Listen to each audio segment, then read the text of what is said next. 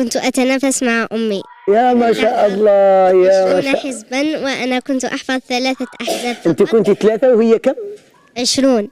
وبعدين انت ختمتي قبلها ولا هي ختمت قبلك؟ أنا ختمت قبلها وتركتها. انت ربحتيها، ويقول لي زميل يوسف انت فزتي عليها، صحيح نعم. المعلومه؟ نعم. انت ربحتيها. نعم. ما شاء الله. لكن الآن تحديتها في قراءة. اعطيها الميكروفون، اعطيها الميكروفون. الآن تحديتها أمام الملأ. اه في القراءات ال10 سأسبقها إن شاء الله.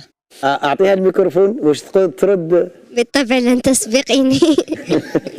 الله يبارك. ما شاء الله. من وين هذا الثقه بالنفس جنى؟ من القرآن. آه. من القرآن هو من وهب لي كل هذه الثقة بالنفس. وهب لي كل هذا الأشياء لأنني لا أتركه أبدا. وراح تسبقيها؟ نعم. لما تسبقيها راح تكون لك الهديه القادمه مني انا والزميل يوسف زغب.